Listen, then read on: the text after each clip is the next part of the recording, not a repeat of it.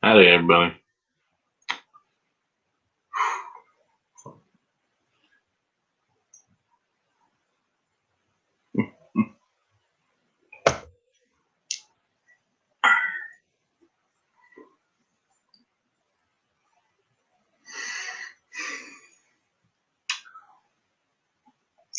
Well, wait here for a little bit, see if anyone uh, gets on here.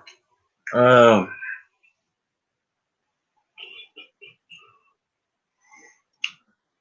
so, yeah, I'm back. uh, let's see. Says I got one person.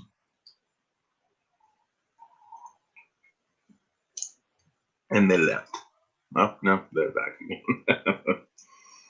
um, hello to all one of you. I raise my glass.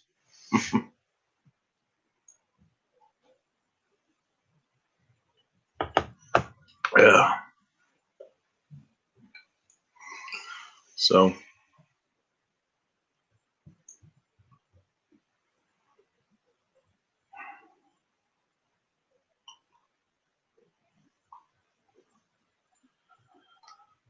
let's see. Might be talking a little bit of politicking. Um, but for now, let's see.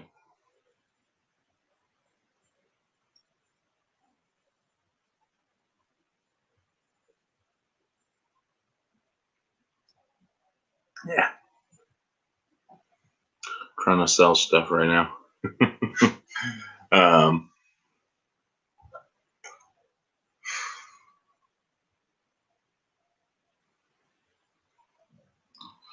potentially have a yeah.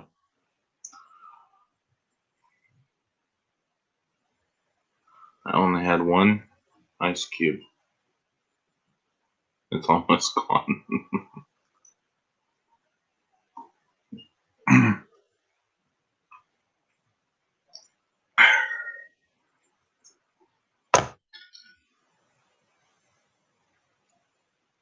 Oh,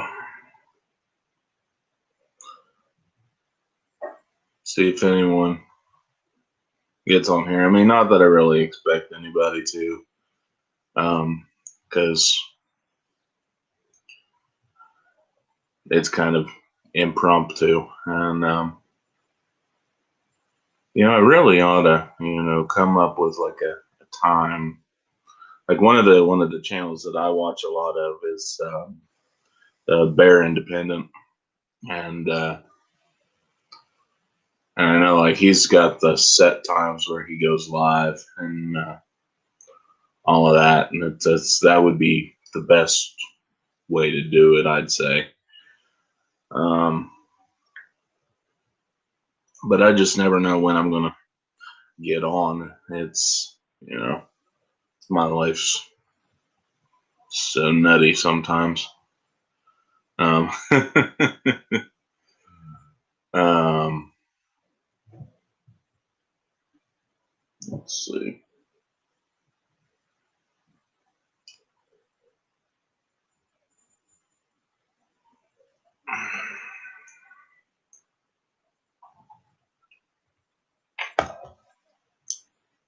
Well, it doesn't look like anyone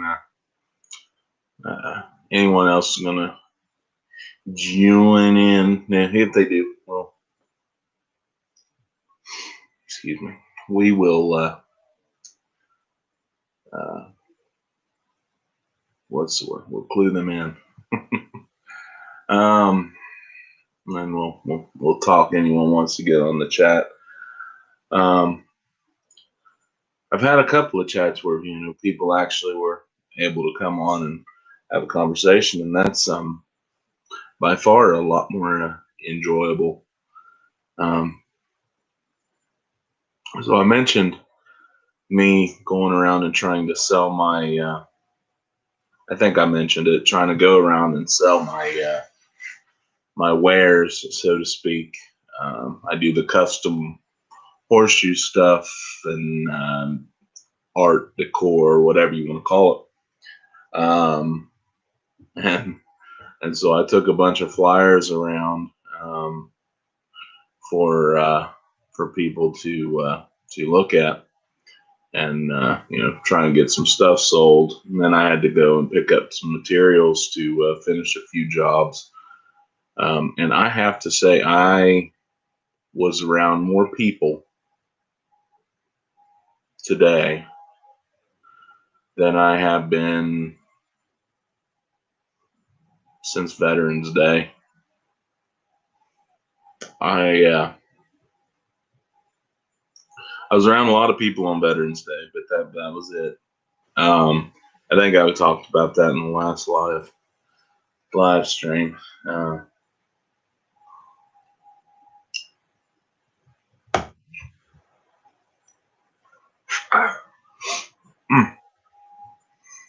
yeah, but it was a good time. Uh, I do kind of enjoy talking to people sometimes, but I don't mind the one. Here's my problem with people. Usually, although having to, and of course, I'm trying to sell stuff, so I'm not. I'm wearing the mask and all of that to, social distance and all that horse hockey. Just because you want to put the right foot forward, right? You're trying to sell stuff, and and while I have my reasons for not wearing the mask, and they're not,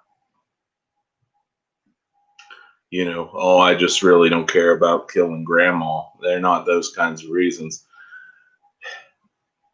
Especially when you're trying to sell something, you don't want to come across potentially like that.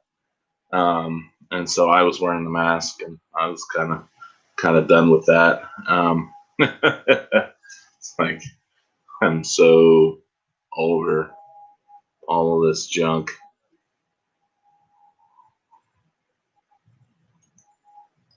This will fortify you. Some of the stuff I have eaten and drank, it's hard to tell what I'm immune to at this point.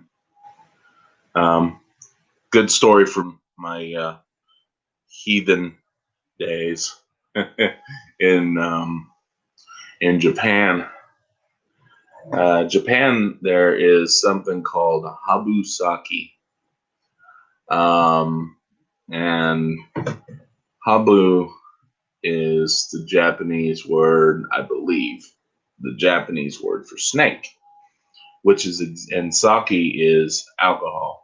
Like a lot of people think that sake is just rice wine, but it actually is their word for alcohol. Um, but it is, more commonly. I mean, now I think historically that anyway. Now, they'll say whiskey. They say whiskey, or beer or whatever. Although a lot of times, like where I was at, usually they would say biru. Like I would say, instead of just beer, it would be biru.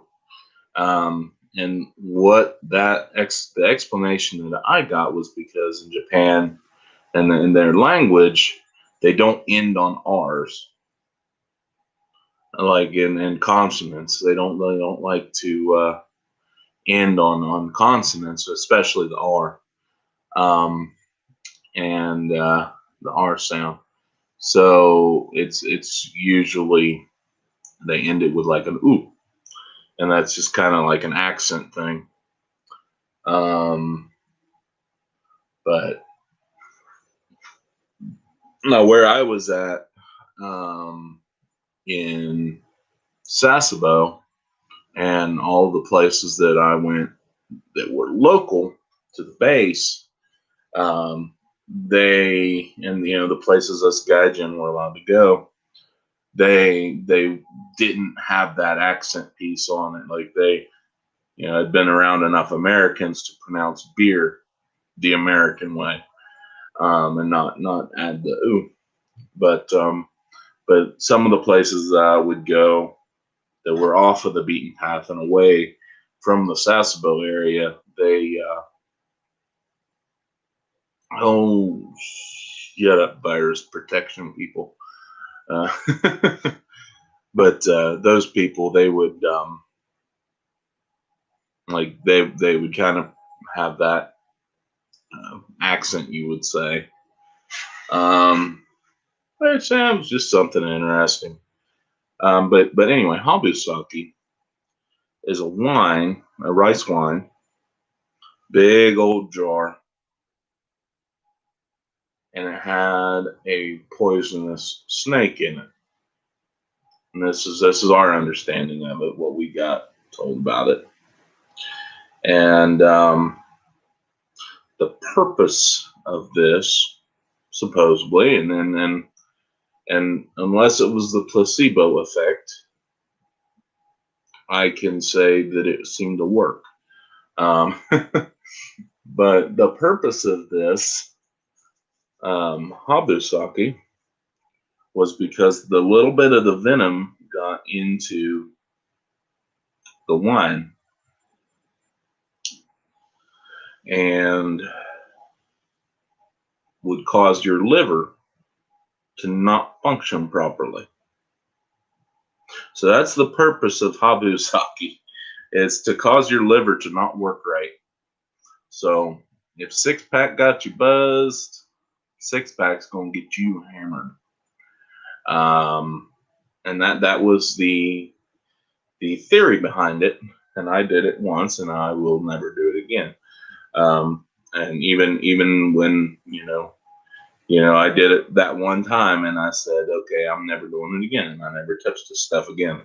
And now I eat clean, so that would entail not drinking wine that had a venomous snake in it. And also, I'm here in the U.S., so I haven't even got that opportunity. Although I do know of some people who may or may not have managed to get jars of it home with the snake and all. May or may not. I can neither confirm nor deny. But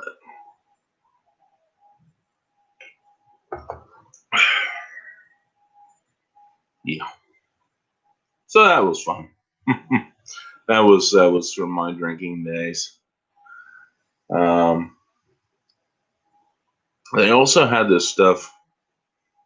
It was called Spiritus, and it was a grain alcohol like Everclear, 95% alcohol.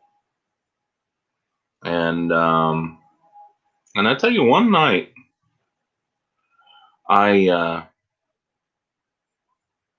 had been out drinking, and we managed to go to this one bar that had it. Yeah, not all bars had it, but some of them did, and it was legal in it was legal in Japan and illegal in most parts of the U.S. at least most.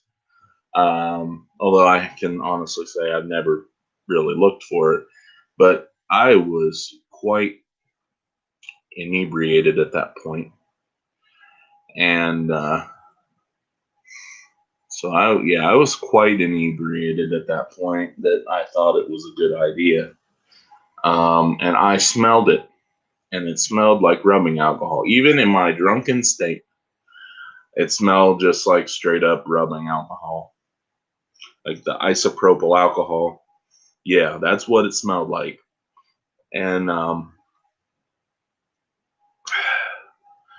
downed it, and that I downed it, and I don't remember a whole lot after that night. All I know is I made it back to the ship, and I walked because there wasn't anybody that I was with that was big enough to carry me. And then that's about the extent of my recollection of that particular, at the end of that particular evening. But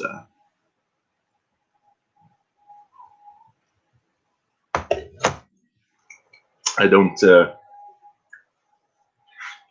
party like that anymore. Um, but I tell you, it's kind of funny, and kind of interesting, to be able to, because having been some of the places, there is a brand of beer in Thailand called Chong, Chang, and it's got like these elephants as their emblem, and it says beer Chong or Chong beer, whatever.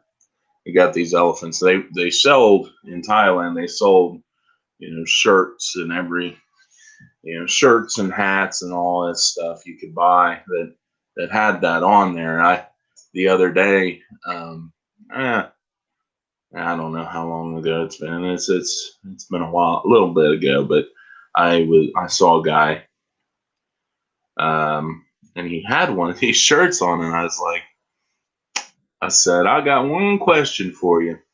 When were you in Thailand? And he was in the Marines, or he at the time that he had went, and he took leave in Pattaya, Thailand. Um, that place, I've never been to Vegas, but the people that I know that had been said that Vegas was like Disney World as far as being wholesome entertainment compared to Thailand. Like the Thailand was a very wild place, um, and actually the picture that is the thumbnail for this, the guitar, is from Thailand. It was actually at a Hard Rock Hotel the Hard Rock Hotel in Pattaya is where I took that picture at, uh, and that's where we got dropped off at, right there on the beachfront.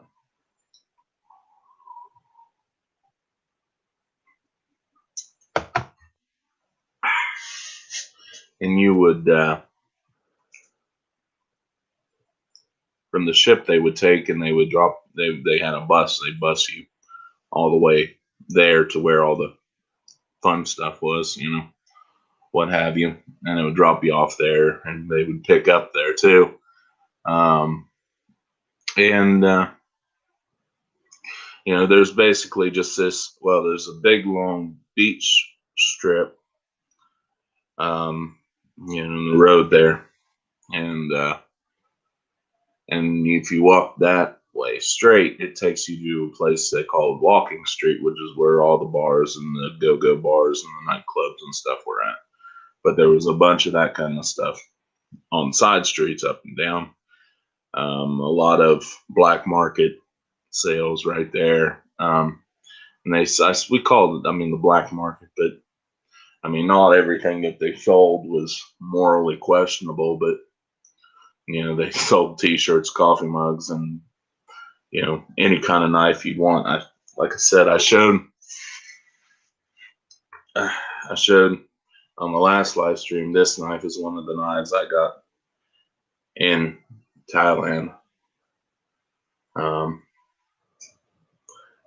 and pretty cool little knife. But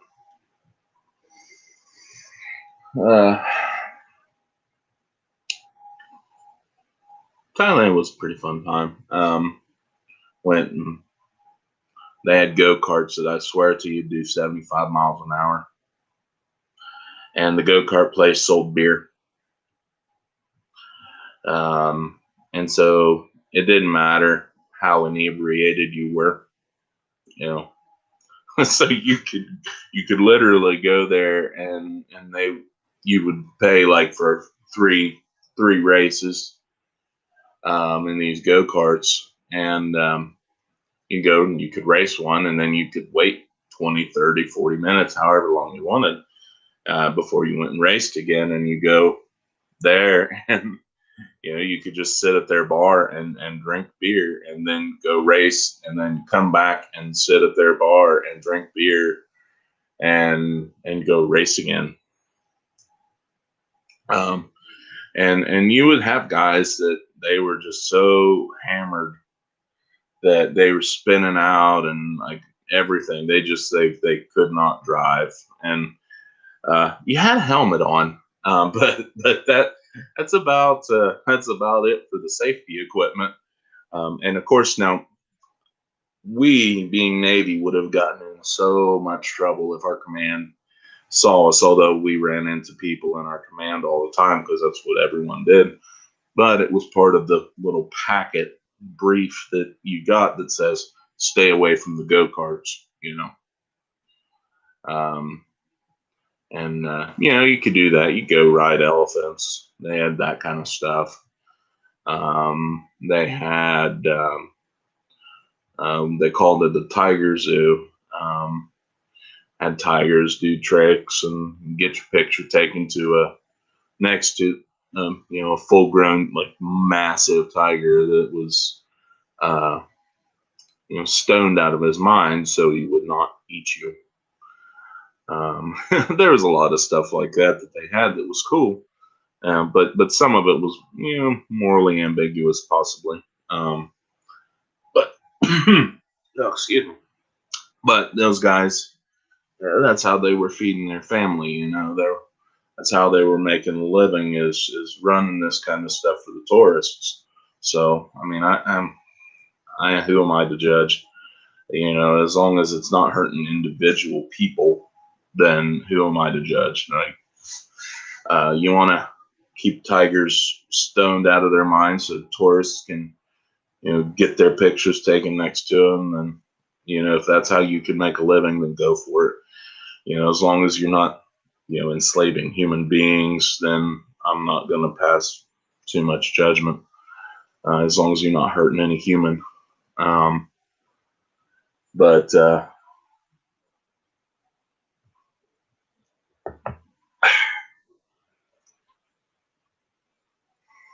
hmm.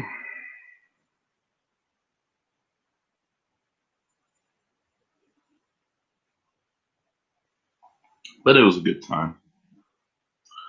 I actually, my first year on board ship, I spent more time in Pattaya, Thailand, than I did in my home port, which was in Sasebo. My first full year on board, I was in Thailand more than Sasebo, which Japan. All right. Um, so that was that was interesting. Um,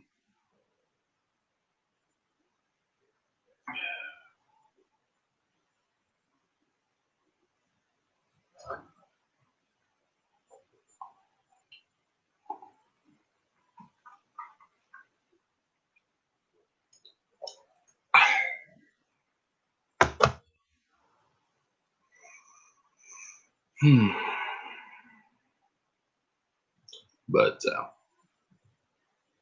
like I said, it was an enjoyable time. And I have to say, I'm proud to say, this was a goal of mine. Was I wanted a knife from every country that I've been to, and I got one for every country but Singapore. Singapore's the only one, and I had to go. The only reason I didn't get one there is because I had to go through secure, like where we were at was on a Singaporean. I guess that's proper Singaporean. Anyway, a Singaporean Navy base. And so I had to go through practically airport security to get on the base. And yeah, so we weren't allowed to carry knives in on the base. Um, so excuse me.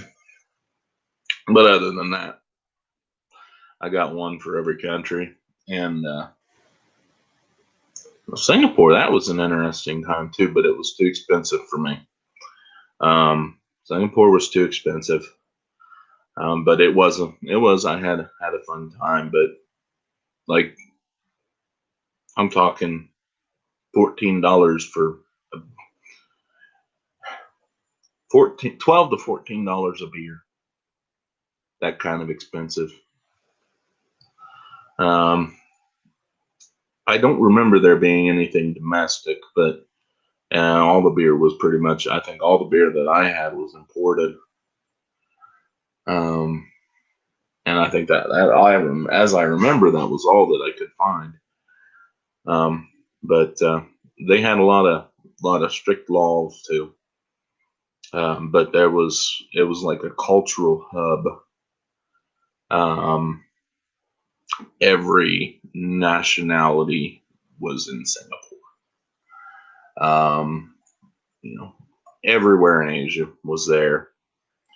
A lot of Europe, and a lot of Africa.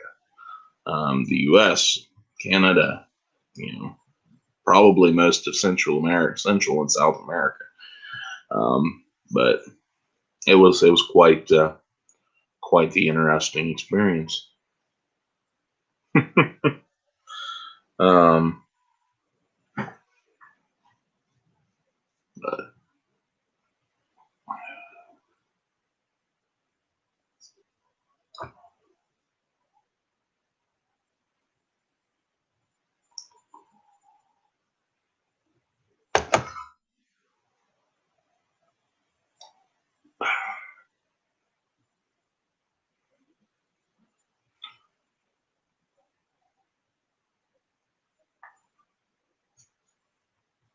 but anyway, now my little sea stories.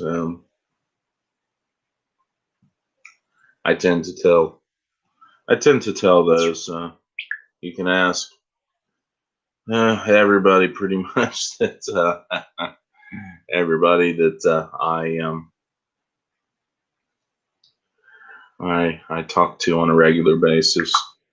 Sorry, I'm trying to sell things, and so checking Facebook. uh, but yeah, you ask anybody that knows me and then talks to me on a regular basis, I'm going to revert to sea stories at some point of the conversation. Um, um,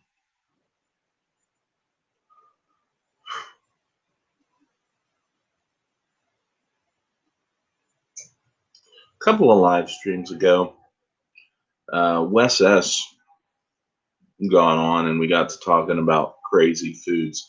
And I didn't actually like because of the way the conversation went. I didn't actually get to say what one of the craziest things that I ate was.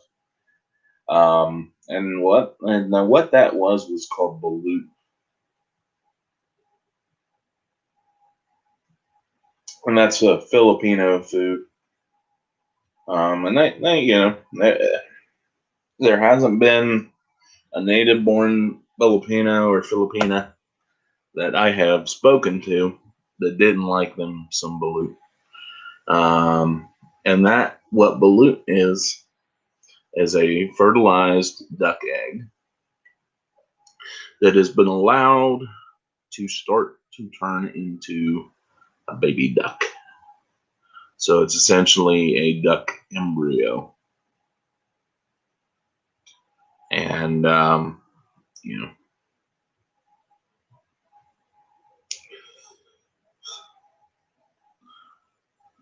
yeah. It is essentially a duck embryo. And the best description I could come up with is squirrel brains with a crunch. We grew up eating squirrel brains, so that's my I go to. Which the closest thing I could describe a squirrel brain to is an oyster. Squirrel brains and oysters, they taste similar. I used to eat both of those things. I don't anymore. But I would still eat balut. I could still eat balut, and I probably would do it again. Um, I did not marry a Filipina woman. I married an American. So,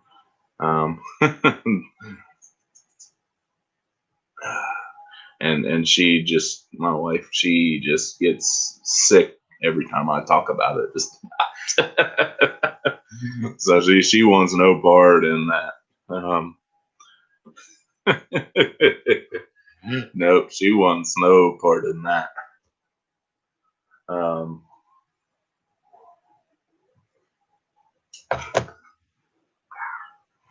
but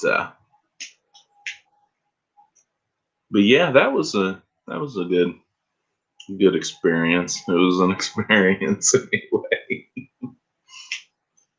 Um, but anyway, I guess I should really change the name of this live stream to Sea Stories with Country.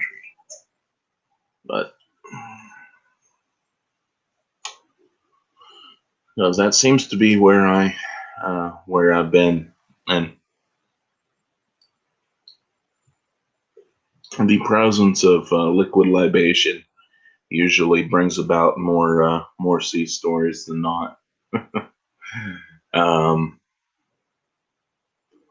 I'll tell you one more, and then unless someone's on here, someone gets on the chat, and we can start. We start talking.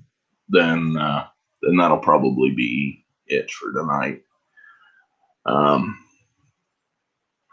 I was in a bar in Tokyo. A friend of mine, so I was in a bar in Tokyo, and a buddy of mine, he took me took me there. He had been stationed up around there, and so he knew all of the old haunts. And it was kind of a pub, like more of an English pub style bar in the middle of Tokyo, right?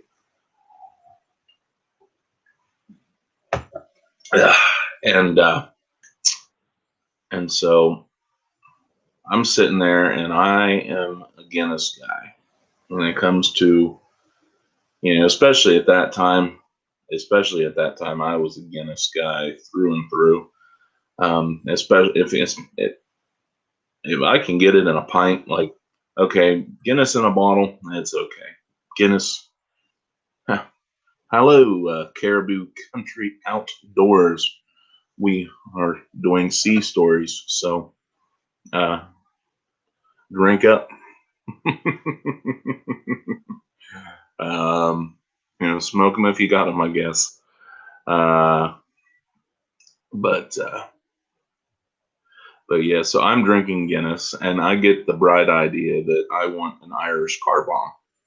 Now, for anyone who doesn't know, an Irish car bomb is a pint of Guinness and a half shot of Bailey's or Irish cream and a half shot of. I got you. I got you. I quit smoking. I quit smoking a while ago, but at least on a regular basis, I quit a long time ago. But oh, I probably couldn't anymore. But yeah, for those who haven't experienced that joy, um, yeah, half a shot of Irish cream and a half shot of Irish whiskey, which was usually Jameson. Um, and so you drop the shot glass into the pint and you drink it just as fast as you can, because you need to drink it before the beer causes the Baileys to curdle. And it's really, really delicious. And unless the Bailey's curdles. So I do one, and after that, and another pint of Guinness, I decide I'm going to get Irish car bombs for an entire table of Japanese people. Oh yeah, yeah, Boilermakers and um, you know, really, um, I didn't get into cocktails um, well, really, I mean, the extent of my cocktail experience in the Navy was a Jack and Coke or um, yeah, but yeah, so so yeah, so this story. So there's a table. There's six people there, and Japanese, three guys, and then their dates, their girlfriends, or whatever. And so I am trying to order six, well, seven, one for myself, Irish car bombs, and I'm going to do it with these Japanese nationals. Well, they had enough for four, and so I got four of them, and then three, like, I don't know, vodka and Red Bull or something for the ladies. Be a classy gentleman, right? And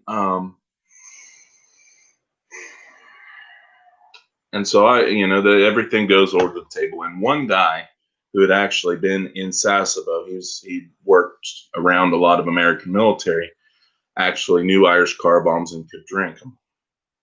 And so me and him do that. We just slam it. One guy tries, and he couldn't make it. He couldn't make it. And then the other guy was like, "Oh no, no, no! I am scared. I can't do this. So sorry." Because he apologized for not being able to do it, because I mean that's the Japanese culture. It seems like they're very, very, very formal, very and very manners oriented. Like they're very afraid of offending people. They don't want to offend you.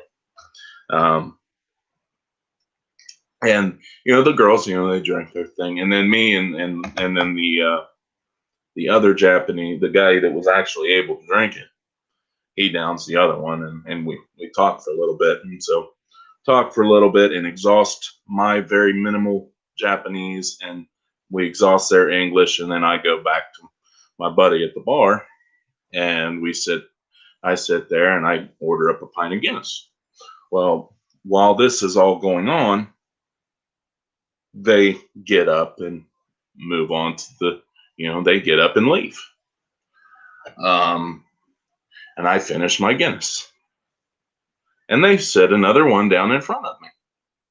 And I say, I didn't order another Guinness. And they said, oh, no, they bought it for you. The table bought it for you. And so, oh, okay, that's nice. And so I drink that one.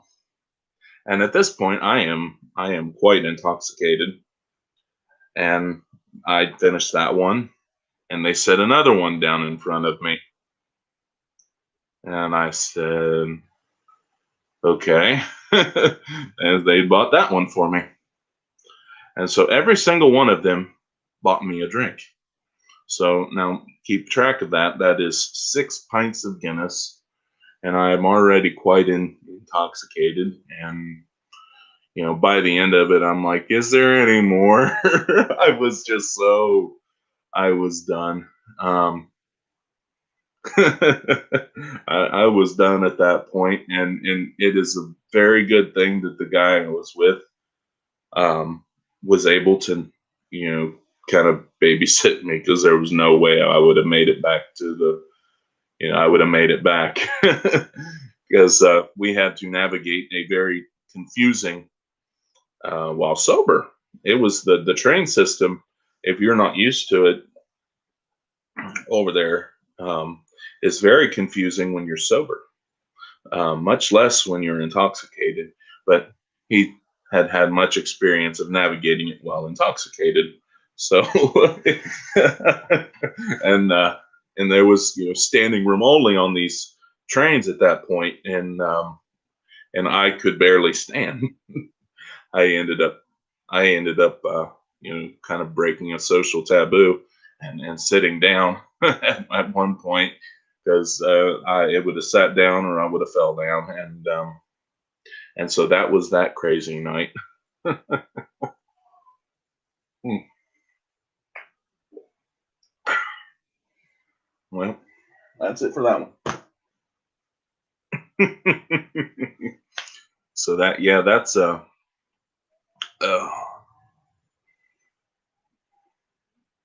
that was an interesting evening. Um,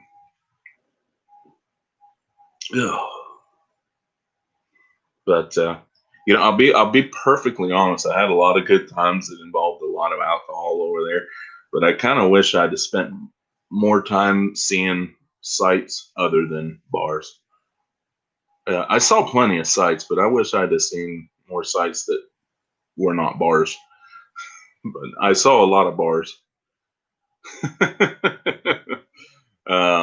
And I figured it out when you went to a place, especially uh, um, especially places that were bars, but they also, the women, you could, potentially take them to a hotel, that kind of, situation. And of course, I'm, and I wasn't into that. Married and all of that, and I figured out real quick. You find the head woman, like they called her Mama San. Um, she was like the head woman of the bar, and I figured out real quick, you buy her a drink, and if you want to get left alone, you tell her to keep the rest of the girls, tell her you want to be left alone, um, and she'll tell all the girls, say, leave that table alone. You get in good with her, and you get left alone. You can just sit and have a good time with your buddies.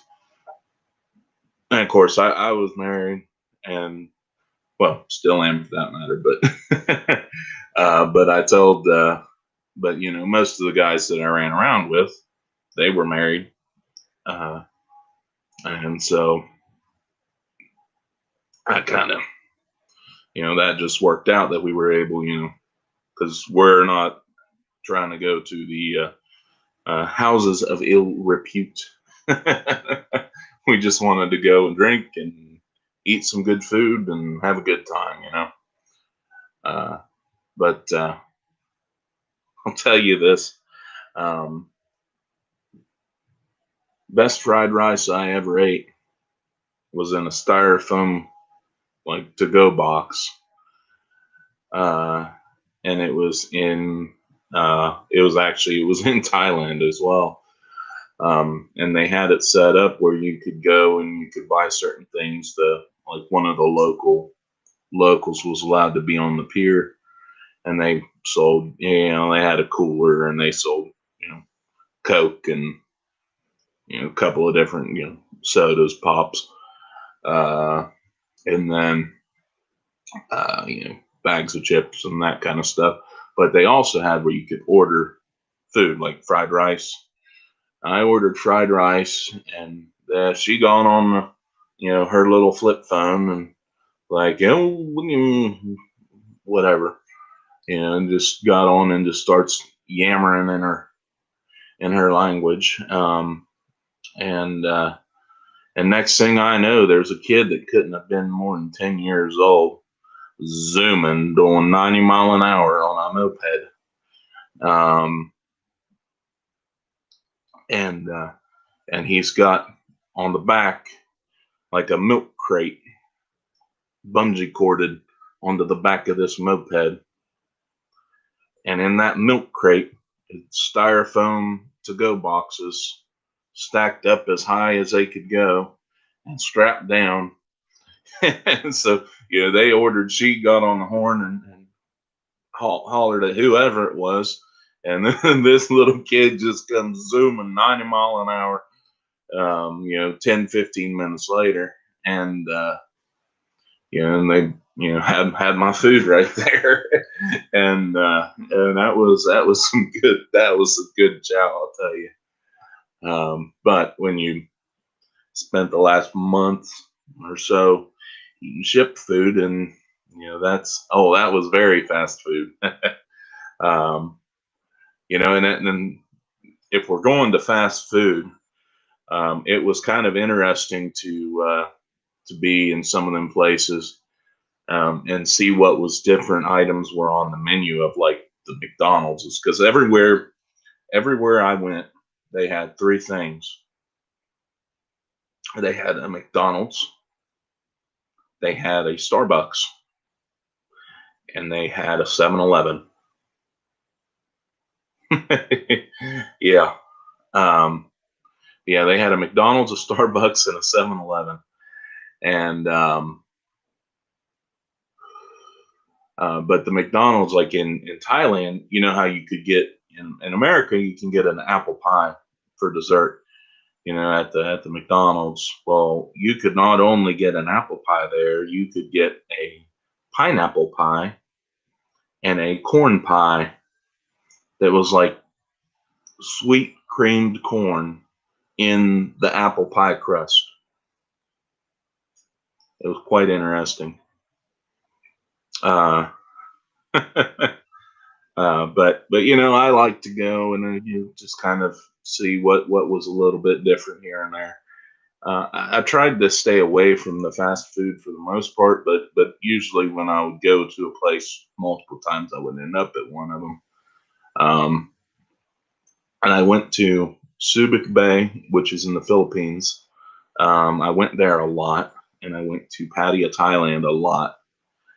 And I've been several other places, but those were kind of the big ones. Was Pattaya, Thailand, and Subic Bay, Philippines. Um, but it was quite interesting. Um, and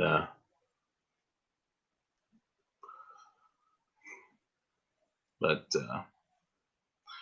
and that something that surprised me in Japan was how big KFC was.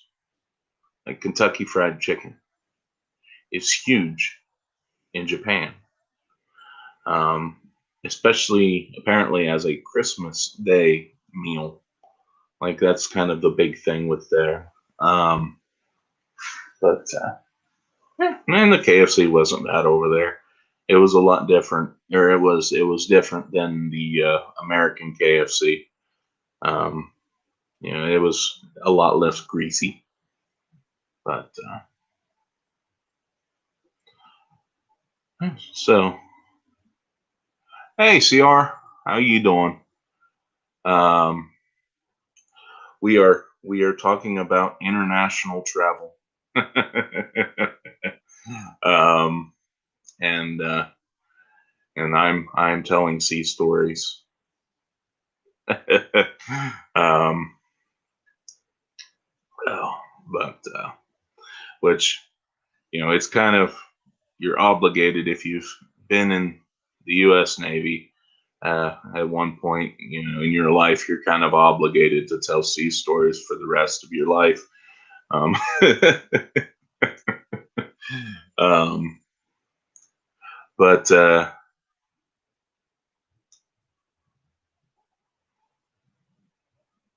well, yeah, okay, Irish car bombs. Yeah. I actually did invent a Boilermaker kind of drink. Uh,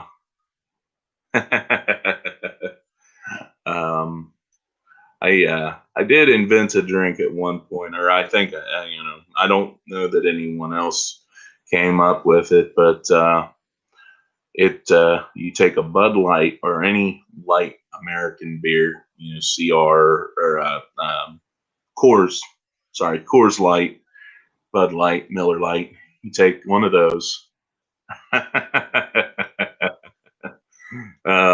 But you take one of those and you mix in a a shot of Jack Daniel's Tennessee whiskey and a shot of Jim Beam Kentucky bourbon, and you call it the Hillbilly Deluxe. But that was one of my inventions, and it actually, because I'll be honest, Bud Light doesn't taste good. Doesn't really taste like anything. It's just kind of the beer that you drink when you want to drink a lot of beer. That's my experience. When it's a hot day and you want to drink a lot of beer, you get Bud Light. Um, and so by actually adding whiskey to it, it actually makes it taste good. um, Whereabouts are you at, Caribou Country? Are you stateside, or you up north? Uh, Forgive my. Well, I knew you, RCR. uh, I remember you mentioning that. So, okay. So both of y'all are up north, uh, up in Canada. Uh, but uh, but yeah, so you. I you know, so yeah, you guys probably not much into the American beer. Like, Americans have good beer, but we have good beer, but we also have some, really, really mass produced cheap beer. Um, Bud Light, perfect example. Um, but we have lots of good beer too. But everyone knows Bud Light and Coors Light and Miller. Everyone assumes oh, light beer. That's uh, but uh, but personally, I'm a Ying, and when it comes to the American beer, I'm a Yingling guy. I like Yingling's Black and Tan. I don't know if you guys can get that up there or not. Um, Excuse me, but um, so you in was it Alberta, or farther than that, farther west? I can't remember all of the provinces, to be quite honest. I know that um, when I was out west, I went out west for a little bit. There were a lot of Canadians, like actual cowboys riding the rodeo circuit, um, and I think they were from Alberta. Um, well, I know that. I think one of the provinces I know where that's all I know of it is it's pretty big on. Okay, okay, British Columbia. Um,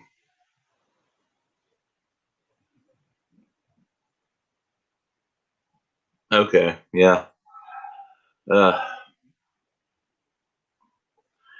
yeah.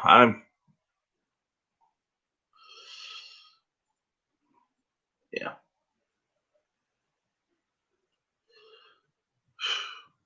So see, yeah, you guys only got 10 provinces and 3 territories, man. You guys got it easy. You only have that much to keep track of. We got 50 states and several territories. uh, I've been to one of them, but uh, but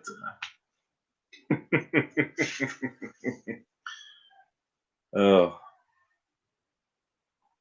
yeah, but,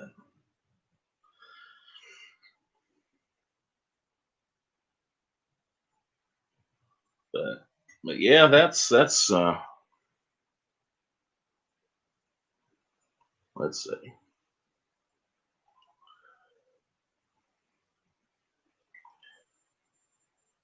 Okay. uh, let me see. I had, and here's my experience with, well, among, the usual, like in American, like they think whiskey, they think Crown Royal. That's Canadian or American. They think Canadian whiskey. They think Crown Royal. And I have not been able to find it in the U.S. Well, this is not Crown Royal, but I have not been able to find this in the U.S. Oh, I found it once, and it was called Cabin Fever, and it was a maple whiskey. Can you guys actually find that there? I'm just curious. Because I found it once when I was overseas and on an American base, and it was supposed to be a Canadian whiskey that I think they said it was aged in sugar maple barrels, and so it tasted like um, eating pancakes with maple syrup. So it's whiskey that tasted like pancakes with maple syrup. Um, but I found it that once. Hmm. Yeah, I see. I'm not big on the Crown. My wife likes the Crown Apple, and I didn't mind the Crown Vanilla. But as far as just plain Crown, okay. I mean, I didn't know if they just had um, if they'd went out of business or if it just wasn't being shipped down my way. Because I found it.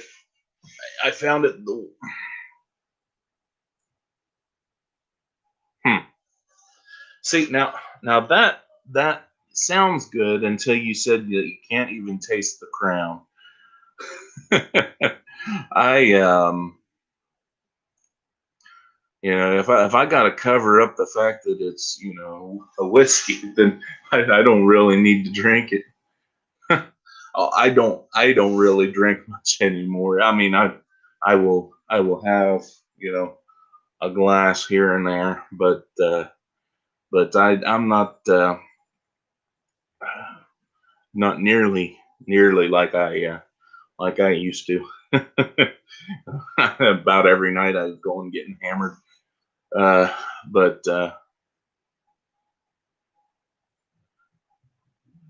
yeah, I'm not. Yeah, I couldn't tell you the last time I've been drunk. Um, but I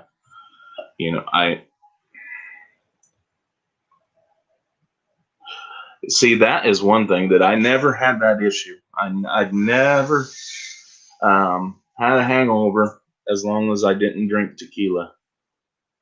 But yeah, no, I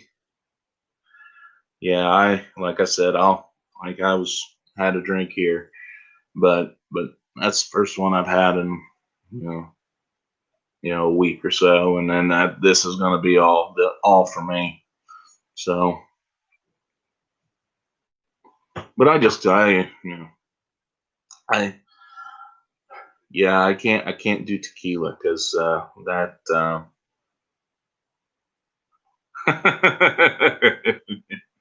yeah, um, yeah, pretty much.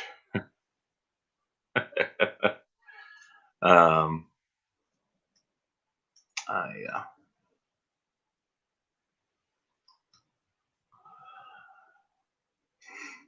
wasn't yeah, the one or two times that I managed to drink tequila and wound up with a hangover, it was not any fun. Um,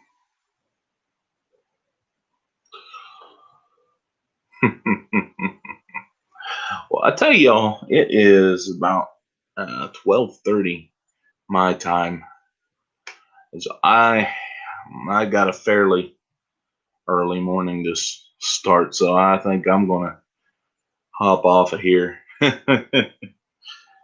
uh, but it was good talking with y'all. Wish you'd made her a little earlier. but uh, but y'all have a good one and take her easy. Yep, absolutely. Have a good one. All right. See. And we're